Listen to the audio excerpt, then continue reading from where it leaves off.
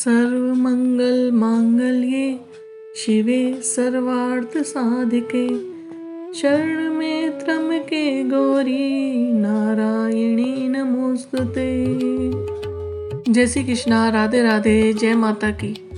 दोस्तों, नवरात्रि के ये 9 दिन बहुत ही पावन माने जाते हैं। इन 9 दिनों में माता के 9 स्वरूपों की पूजा अर्चना की जाती है, घट स्थापना की जाती है और फिर अखंड ज्योति भी जलाई जाती है। बहुत लोग अखंड ज्योति जलाते हैं, बहुत लोग सादा ऐसे ही दीपक जला के रखते हैं। साथ ही शुभ फल की प्राप्ति के लिए माता का व्रत भी किया जाता है। बहुत से लोग पूरे 9 दिन व्रत रहते हैं। बहुत से लोग जैसे जो पूरे 9 दिन रहने में असमर्थ हैं वो पहली और आखिरी भी करते हैं। बहुत जगह पर जैसे पहला व्रत करके और अष्टमी पूजते हैं तो सप्तमी का व्रत करते हैं। बहुत जगहों पर कि जिस दिन अष्टमी पूजते हैं उसी दिन व्रत रखते हैं।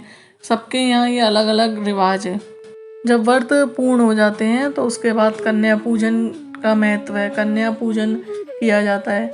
जिनके यहाँ अष्टमी पूजी जाती है वो अष्टमी को कन्या पूजन करते हैं। जिनके यहाँ नवमी पूजी जाती है वो नवमी को कन्या पूजन करते हैं। इस वीडियो में मैं आपको आज बताऊंगी कि चैत्र नवरात्रि 2024 कौन सी तारीख से शुरू हो रहे हैं और घट स्थापना का शुभ मुहूर्त क्या है। दोस्तों, इस बार चैत्र नवरात्रि 9 अप्रैल से चालू हो रहे हैं।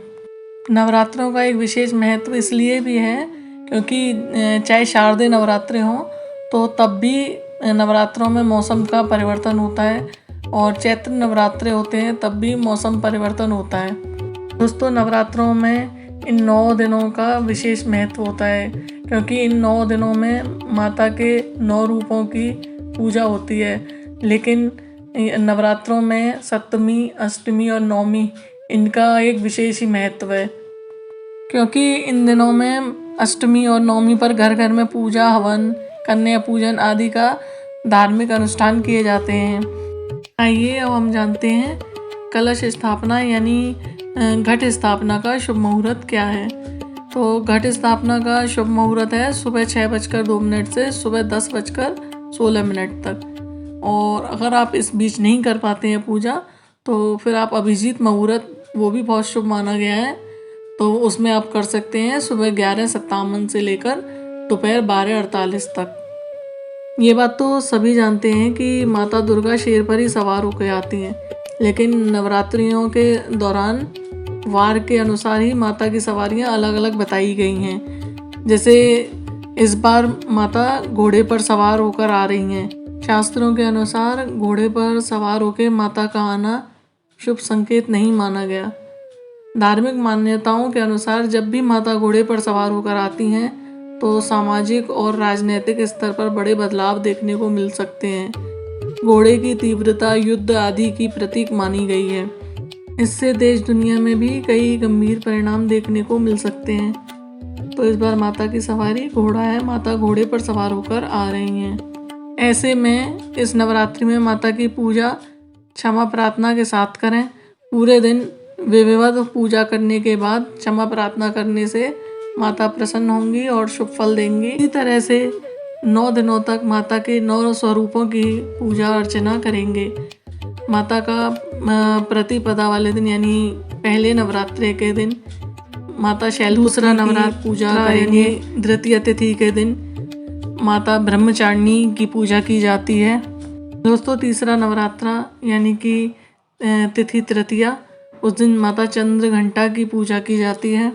चौथा नवरात्रा यानी कि तिथि चौथ, इस दिन माता कुष्मांडा की पूजा आराधना की जाती है। 5वां नवरात्रा यानी कि पंचमी, इस दिन माता स्कंद माता की पूजा की जाती है। 6ठा नवरात्रा यानी कि षष्ठी तिथि, इस दिन माता कात्यायनी के स्वरूप की पूजा की जाती है। 7वां नवरात्रा यानी कि तिथि सप्तमी, इस दिन माता कालरात्रि की पूजा की जाती है। 8वां नवरात्रा यानी कि अष्टमी तिथि, इस दिन महागौरी की पूजा की जाती है। 9वां नवरात्रा यानी कि नवमी तिथि, इस दिन माता सिद्धिरात्रि की पूजा की जाती है। चैत्र नवरात्रों में नवमी तिथि को माता सिद्धिरात्रि की पूजा के साथ साथ राम जी के जन्म उत्सव भी मनाया जाता है। पूरे देश में रामनवमी पूरे हर्षोल्लास के साथ मनाई जाती है। दोस्तों अब मैं आपसे विदा लेती हूँ। आज की जानकारी आपको कैसी लगी? और भी जानकारी आपको आपके अपने YouTube चैनल ब्रज दर्शन ब्लॉग पर मिलती रहेंगी। अगर आपको मेरी वीडियो थोड़ी सी भी पसंद आई है या आपको ये जानकारी अच्छी लगी है तो आप मेरे चैनल को सब्सक्राइब कीजिए, लाइक कीजिए, शेयर कीजिए और अपने परिवारजनों के साथ, अपने भाई बंधुओं के साथ, अपने फ्रेंड्स के साथ मेरे चैनल को शेयर कीजिए। मिलते हैं अगली वीडियो में। तब तक के लिए जय श्री कृष्णा, राधे राधे, जय माता की।